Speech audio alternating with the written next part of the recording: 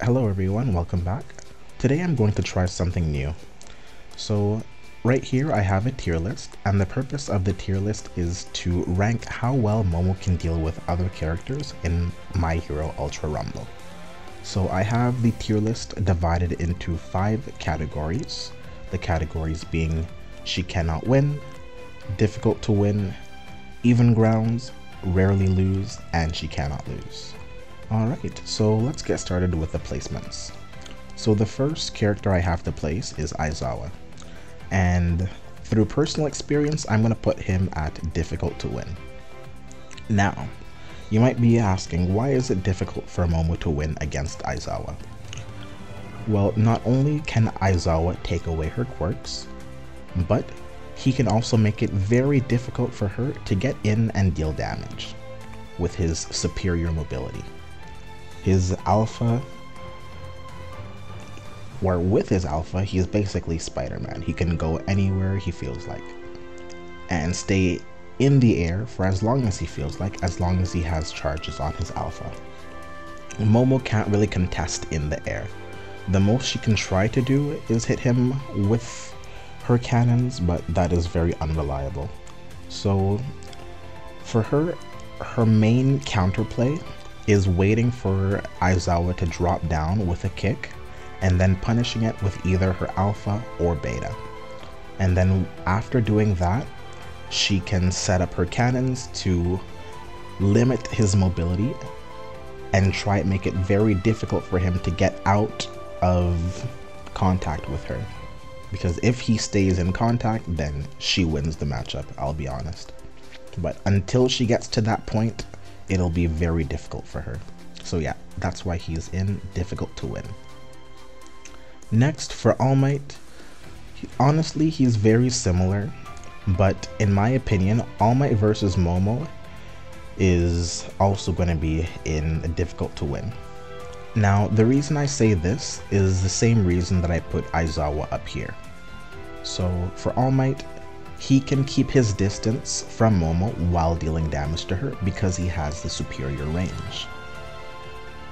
The only things Momo can do to get past All Might is getting lucky shots on him with either beta, canceling his beta with her own beta, or getting the drop on him while he's not expecting it. Once All Might gets his distance on Momo, she cannot win, I'll be honest. So that's why I'm putting him in this tier. So it's not that she cannot win, it's not set in stone that she cannot win against All Might here, because she definitely can. It's just that she will have a very hard time closing the distance in order to deal adequate damage to him because of how good his mobility is with his special action and beta. Alright, next, Bakugo. With Bakugo, I'm also going to put him here. Okay, so you can probably see that there's a trend with how good characters are with their mobility and them being placed in the difficult to win category.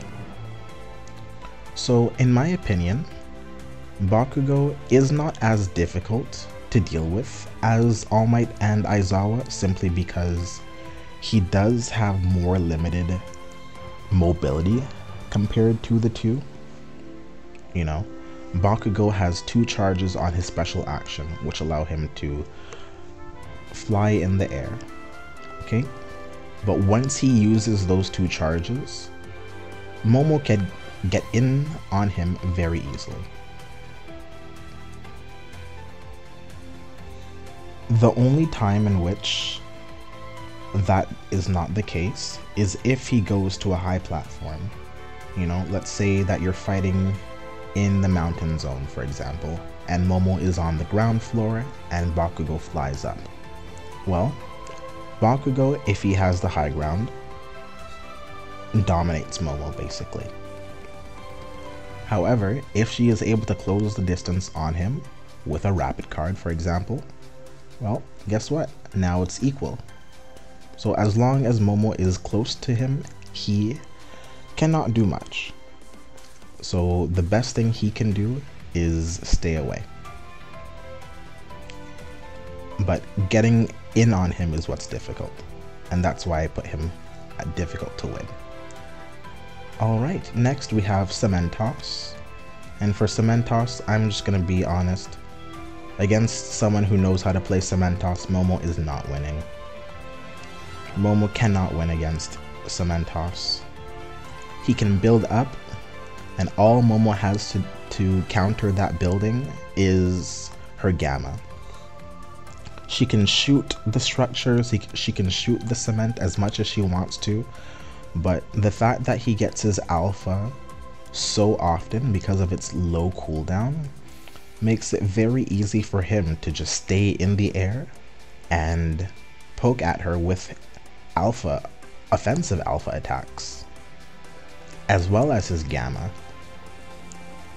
So Momo not having a way of getting to him means that she cannot deal damage to him reliably, and he can keep this pace for the entire match. So yeah, for that reason I have Cementos listed as she cannot win. Okay, next we have Mr. Compress, and I would honestly place him at even grounds. So the only real way that Mr. Compress can win against Momo is by keeping the distance, and especially if his Alpha is maxed, throwing his Alpha attacks at her. That is the best way for him to beat a Momo. Otherwise, she will completely win the matchup.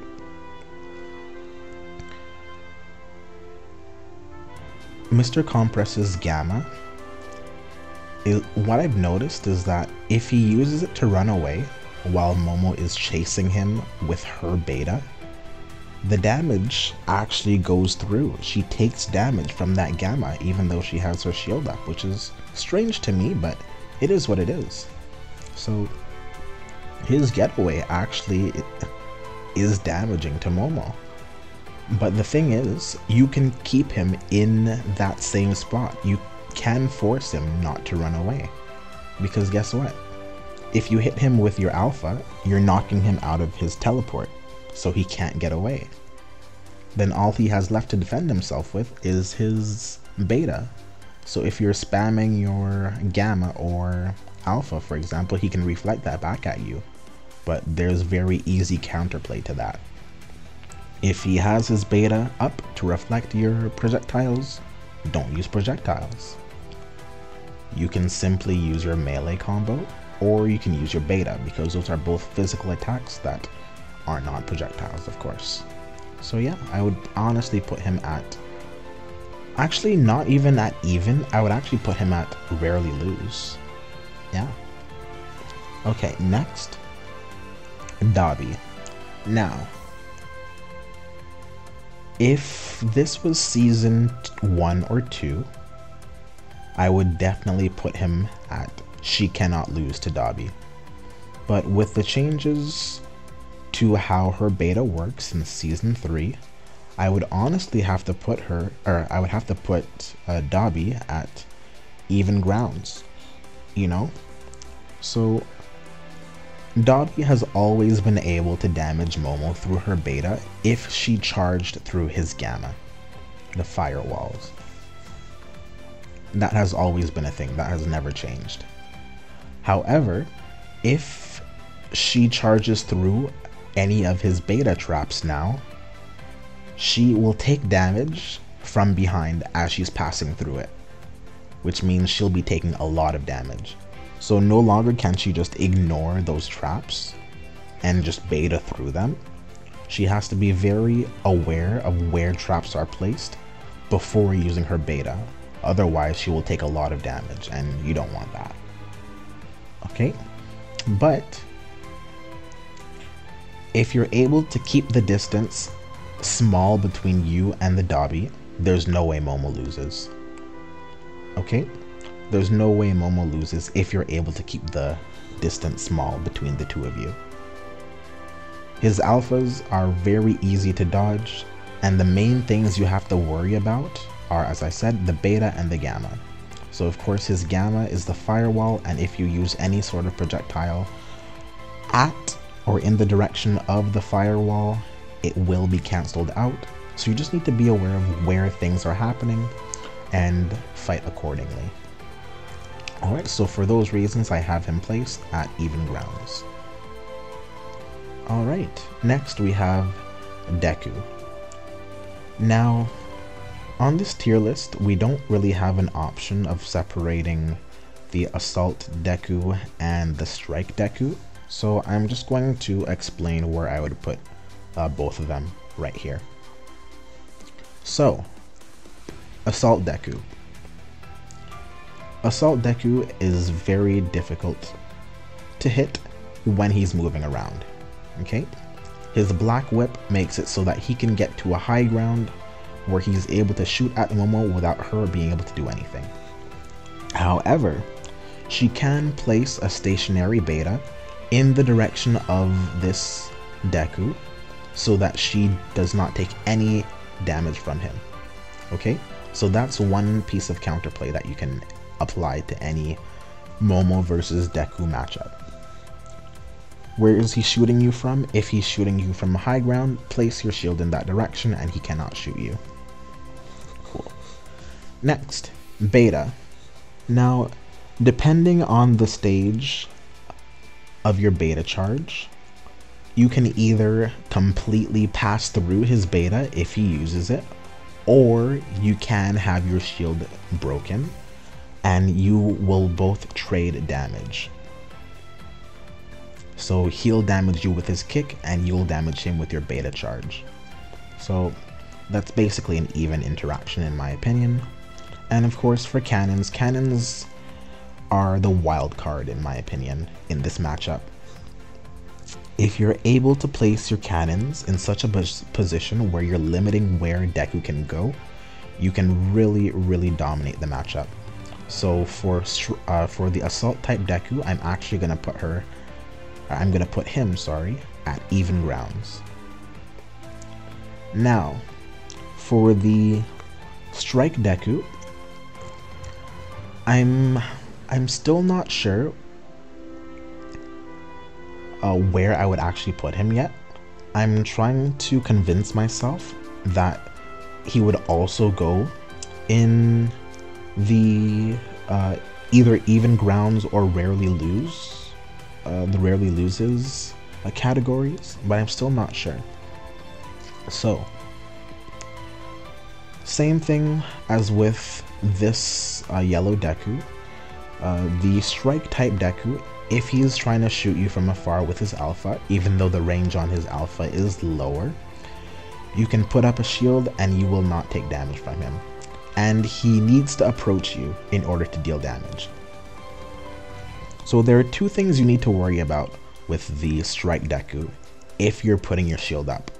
One, he can jump over your shield, okay? He can jump over your shield with his gamma, and he can combine that with his beta, his Manchester Smash, okay? So, that being the case, I would honestly put him at even grounds. So never mind, I'm gonna put both Dekus at even, okay? Because yes, he can jump, especially the strike Deku, he can jump over your shield to deal damage to you, and the range of that kick is very big. So rolling out of the way often is not gonna help you. Alright. Next, I'm going to place Endeavor. Now, I'm not sure if it's just a me thing, but Endeavor is a character that I often struggle against. Now, the reason I struggle against him is because of how quickly he can fly with his jetpack, how quickly he can increase the distance between you and him while staying in an optimal range for him. So I can beta through his alpha, I can beta through his gamma, I can beta through his beta. You know, I can do all of that. But once he gets the range on me and I no longer have access to my beta, I'm basically a sitting duck where I have to spam roll, spam dodge in order to close that distance again. But with his special action, he can open up that distance again and continue to attack me. So in my opinion, against Endeavor, she will have a difficult time. So I'm going to put him at difficult to win. Cool. Now for Ibarra. Ibarra versus Momo is basically a battle of strategy. Okay? So against Ibarra, you never want to go head on with your alpha. Or sorry, not alpha. You never want to go head on with your beta. Okay? Because her alpha can go through and damage you while you're using your beta charge. So that is one thing you do not want to do. You do not want to use your shield directly at an Ibarra because she can go through it. What she cannot block with her quirks though is my alpha. Okay? So closing the distance on her is pretty easy because she doesn't have the mobility to get away from situations as other characters do. And once you're able to close that distance, I really feel like she cannot do anything against Momo. You just need to make sure you're not using your beta in the wrong way. Your beta charge actually goes through both her beta and her gamma, but she has more charges on her alpha, meaning it's less optimal to use your beta against her. So yeah, use your beta to get in my opinion, but don't go in a straight line. Don't go in a straight line towards her. So in my opinion, Momo versus Ibarra is actually an even matchup. Or actually I'm going to put her at rarely lose. Okay? Ibarra is not supposed to lose to Momo. That's how it's supposed to be, but I haven't come across a situation where I'm struggling against an Ibarra by herself, you know? Anyways, next, Ida. Now, season 1 and 2 Ida, I would definitely have put him right here. I would have definitely put him right here. But now, guess what? In season 3, Ida can kick through a Momo's shield. Momo's shield was the biggest proponent for beating an Ida. Okay? But because she no longer has that option, because he can actually use both his alpha and beta to go through your shield, it's no longer an option to use your beta to keep yourself alive against him. And because of how fast he is, Momo will have a really hard time tracking him down and laying on her alpha. So for that reason, I'm going to put him at difficult to win. Seasons 1 and 2, I would have put him at rarely lose, but now it's difficult to win against him. So yes, you'll really need the help of your team if you want to take down an Ida. You can lock one down if you're able to, but the chances are you're not going to get in a position where you can lock down an Ida. It's just not possible. Or I shouldn't say it's not possible, but it's rarely possible. Alright, now for Denki. Denki is a character that Momo should not lose to, if I'm being honest. There's no reason for Momo to lose against Denki. Okay? Momo's Denki, or what am I saying? Denki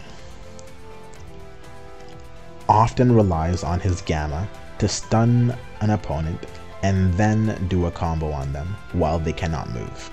Okay? But Momo, on reaction, can stop his gamma from going through. She can stop his gamma from ever touching her. With both her alpha, because her alpha will stop him, and the beta will stop him as well. So, for those reasons, I'm going to put Denki at she cannot lose to him. Yeah. There's no reason for a Denki to win against Momo. That's not a thing. Alright. Next for Kendo. Okay, so Kendo, honestly, as much as I'd like to say you can counterplay Kendo, you can counterplay against her, it's still difficult for Momo to win against a Kendo, a good Kendo. You know, the main thing that Momo wants to do is get behind Kendo's shield, but she can't do that easily. What you can do to make the situation a bit more bearable for you as the Momo player is use your Gamma in a way where the explosions are hitting behind the shield. Yes, have your Gamma explode behind her shield. That way she's taking damage from the Gamma, and often she will turn around, you know, so she can block the explosions of those cannons. And if she does turn around, if she does turn in such a way, then you can use your Alpha to get the job done. But those scenarios are not very easy to get into. So because of how easy it is for Kendo to just stop Momo's attacks, I'm gonna put her at difficult to win. Okay, next, Kirishima. Okay, I'm just gonna be brutally honest. Kirishima does not lose to Momo. Okay, she has an insanely hard time against Kirishima. If you are not on point at all times with how you're playing, you will lose to Kirishima. So her shield charge, it does stop all of his attacks. However, it depends on what stage of the beta charge you're in. You never want to use your beta while he's still standing and in front of you, because he can punch right through that shield. He can punch through your shield before you even have a chance to get that charge going. And obviously that's not good. The second thing that's really important to note is that if he uses his jump Gamma, or even the grounded version of the Gamma, he can actually punch you through your shield rush. So yes, he'll eat some damage, but he is trading damage with you. And also, back on the topic of his beta, with how fast his beta is, you really have to be on point with your sidesteps and punish his whiffs with your own Alpha. Because if you sidestep and then try to punish with your beta, he can use his beta again, because he has 3 charges in total, I believe. And with how fast those punches are, if you try and use your beta as a punishment to his missed beta, your beta will be punched right through and you'll be taking damage. So, in my opinion, Kirishima, just off of quirks alone, he's really difficult for Momo to deal with. So yeah, I'm not saying that she cannot win against him. I'm not going to put Kirishima in the same tier as Cementos, because unlike Cementos, you can actually be on the same range, same playing field as Kirishima, but he just makes it so difficult for you to get any real damage in. So yeah, I'm going to put him in the difficult to win tier. Alright, now for Mount Lady. So I'm going to divide this into 2 sections. Small Mount Lady and gigantic Mount Lady. Okay? So in terms of range, Mount Lady wins. In terms of damage and combo potential, Mount Lady wins. I'm talking about the small Mount Lady here. So, not getting into a position where she can use her beta stomp to stop you from using your alpha is Momo's biggest priority in this matchup. Because yes, your alpha causes stagger, but her beta also causes stagger.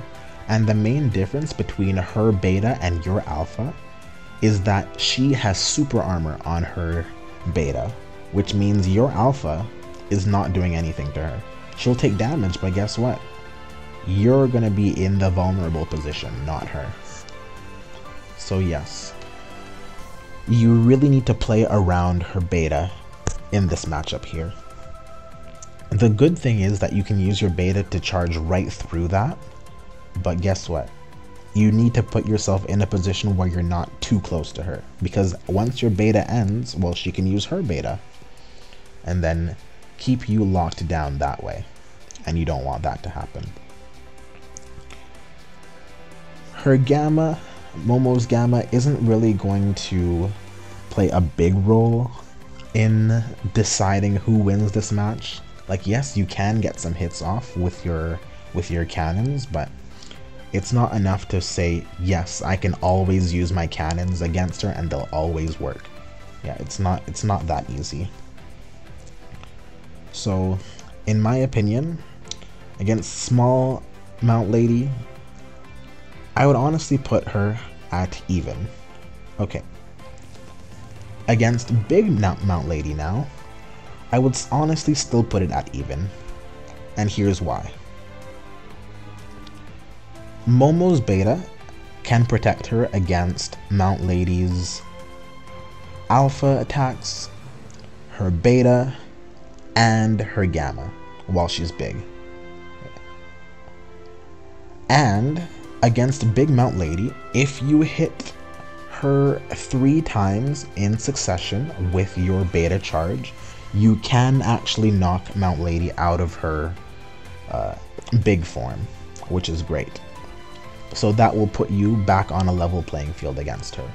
So all things considered, I'm actually going to put Mount Lady at even with Momo. Alright, next, Shigaraki. So these next 2 characters are really controversial for me. I mean, I don't think controversial is the word I'm looking for, but the fact that I'm putting them where I'm putting them makes me kind of mad. Okay, so Shigaraki. In seasons 1 and 2, Momo completely wins. She has utter victory against Shigaraki. I would put Shigaraki at this tier. She cannot lose against him. But in season 3 now, I cannot put him here. I cannot put him here. And the main reason I can't put him here is because of the changes to Momo's beta. Okay, she takes damage from behind. So, once upon a time, if a Shigaraki used his alpha, for example, I would just use my beta and rush right through his trail of alpha. I'd be like, okay, I'm not taking any damage from this. Let's just run right through it. Now, if I did that same thing, I would take a lot of damage from running through that alpha trail. Damage that I would not have taken otherwise in seasons 1 and 2. And the same is true for Shigaraki's beta quirk. If I use my beta charge against his beta in season 3 now, I will take a lot of damage for being in there, in his beta puddle, which of course is not good. In seasons 1 and 2, if I were to use my beta in his beta puddle, I wouldn't take any damage at all, but this is no longer the case. So yeah, now with these changes in mind, I need to put Shigaraki at even. Okay, so Momo is still strong against Shigaraki, you know. Shigaraki doesn't really have any real defense besides making the floor or whatever ground he's standing on bad for the opponent to stand on. But Momo still is able to keep him locked down with her alphas, keep him locked down with her beta as long as she's not standing directly in any of his decay puddles. and keep him locked down even if he uses his Gamma to get away. So now that Shigaraki does have some counterplay to Momo, you cannot spam your beta absent-mindedly. So for that reason, I will honestly put him at even though I would have put him at she cannot lose to him. Now, for a similar reason, Shoto will also be placed at even grounds. Okay, so I'm going to be making another comparison to seasons 1 and 2. Previously, if Shoto were to use his beta quirk, his ice wall, Momo could use her beta to charge right through that ice without hesitation. She can charge right through it without taking any damage at all. Now, however, if I use my beta against his ice wall, I won't even go through the ice. Not unless I deal enough damage to the ice, but why would I want to do damage to the ice, you know? So yeah, I cannot go through the ice anymore with my beta, which means I need to use a different tactic. If Shoto is hiding behind his ice, the main thing I need to do now in Season 3 as a Momo player is use my cannons to break down the ice. So that is one new means of counterplay that Momo has at her disposal. So instead of using your beta now to charge right through that ice, you need to use your Gamma to break through that ice. Alright, and the next thing I need to mention about Shoto is that just like with Shigaraki there, if Shoto uses his Gamma to try and run away, you cannot use your beta to run through that ice. You cannot run through his Gamma slide anymore, because that trail of ice, if you run through it with your beta, it will freeze you. It will damage and freeze you. So that's not something that you want, because you'll end up taking alphas right to the face if you do that. Alright, so yes, that's why I'm going to put Todoroki Shoto in even grounds. So she still has a decent matchup against him, you know. If the Todoroki player decides to try and run away with the Gamma that he has, Momo can stop him. Momo can stop Shoto with her alpha, you know. She still has that option available to her. It's just that some things have changed in the matchup that we have to be aware of. Okay, the next character is going to be Toga. Okay, so against a strong Toga player, or a competent Toga player I should say, Momo should be on an even ground, you know? Toga is capable of punishing Momo's beta charge. Not always, but she is capable of doing so. So for that reason, I'm going to put her at even. She can also keep the distance between her and Momo. So she does not break through Momo's shield with any of her attacks, but she can punish the end lag, what happens after the shield charge is done. That's the thing you have to really worry about with Toga there. And also, because Momo can now be damaged from the back, a Toga player can simply roll through your shield and beta you right out of your shield. So yes, she can punish a Momo player very heavily with her own beta. And I'm not really going to talk about her alpha and gamma in this situation because, you know, alphas are alphas. You either hit your shots or you don't. Momo can use her beta to avoid taking damage from her alpha, but sometimes you will take damage from it. So that's not a factor in me putting Toga at even. So yeah, me putting Toga at even is because Toga can actually deal with Momo's shield rush and deal pretty reliable damage to Momo as a result. So yeah, that's why I have her at even. So it's not that Momo wins the interaction, it's not that Toga wins the interaction, I'm gonna put Momo and Toga on even grounds. One thing I haven't mentioned though is that if Toga does use her beta, Momo can stop it. She can stop it with her own alpha, and I feel like honestly that's a really important part of the matchup that I did not think about. So instead of putting her at even grounds, I'm actually gonna put her at rarely lose. The top of rarely lose. Alright, cool. The next character in line is going to be Tsuyu. Okay, so Tsuyu, she's a very mobile character. She's a character that can get in and get out on a whim. Against Momo, she can use her insane mobility to really give Momo a hard time.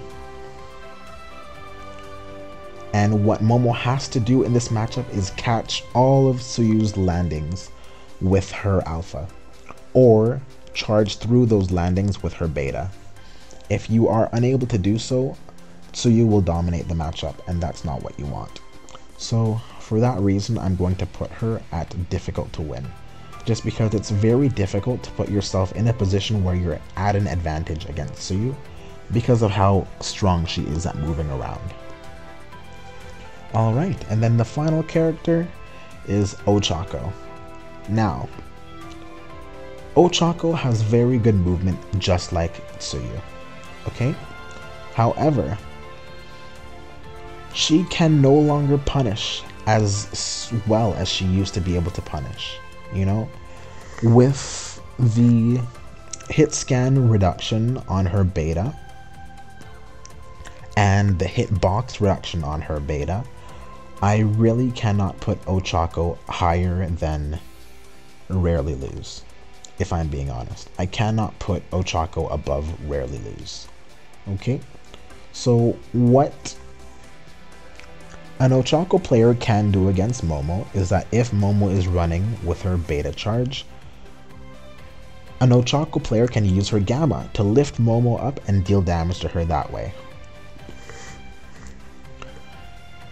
And previously, Momo still had counterplay to how strong Ochako's beta used to be, you know?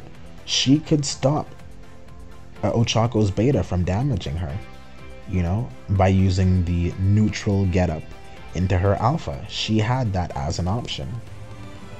So yeah, in my opinion, even with the previous Ochako, Momo is not supposed to lose against her. Momo's not supposed to lose against Ochako.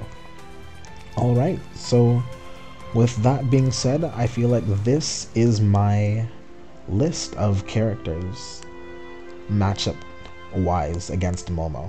So again, in the she cannot win tier, it's only one character, honestly. It's the one character, in my opinion, that she really just cannot do anything against, and that is Cementoss. In the difficult to win tier, I have Kirishima, Aizawa, All Might, Bakugo, Endeavor, Ida, Kendo, and Tsuyu. In the even category, I have Dabi, both Dekus, Mount Lady, Shigaraki, and Shoto. In the rarely lose category, I have Toga, Ochako, Compress, and Ibara. And finally, in the she cannot lose category, I have Denki. Alright, well, that's it for this video here. Thanks for watching. Bye bye.